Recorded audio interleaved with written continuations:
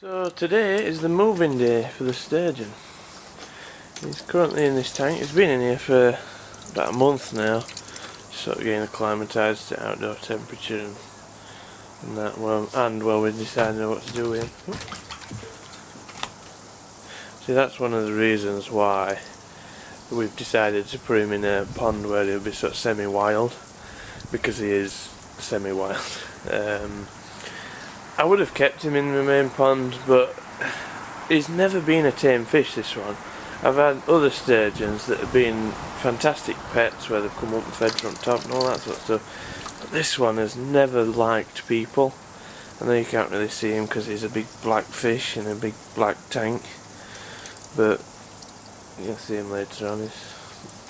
We'll see how it goes. My plan is to catch him in here, put him in here. I think I might just put a little bit more water in here, and then I can put him in a bag, put oxygen in the bag, and then I'll stay in this tub, and then when we get there I can let him back into the tub and catch him from the tub and put him in the pond. So we'll see how it goes. So at this point I just caught him out of the tank that he'd been in for the past month. He was actually quite easy to catch. I just put the sock net in the water and he just swam straight in it, which is kind of handy.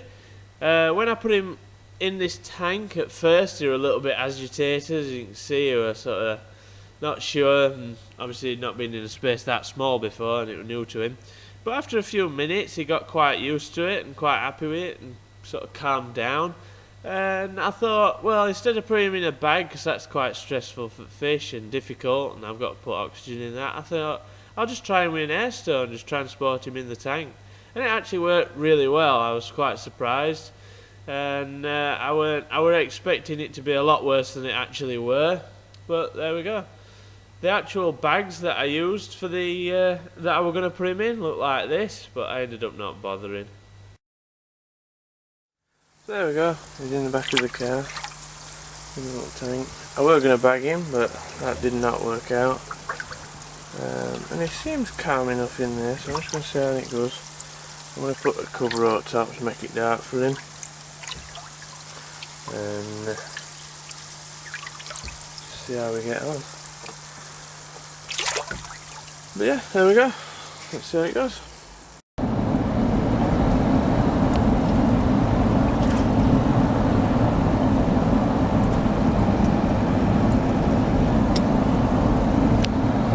So this is the pond that I released him in. It's actually built for scuba diver training, so it's quite a big pond, as you can imagine, and there are a lot of other fish in there. He actually came, I pointed the sock net so he just like swims straight off. I expected him to go off like a bullet, but he didn't. He actually sort of stayed around my legs, and at this point he actually swam through my legs, if you can see that. Should be able to see it if you look carefully.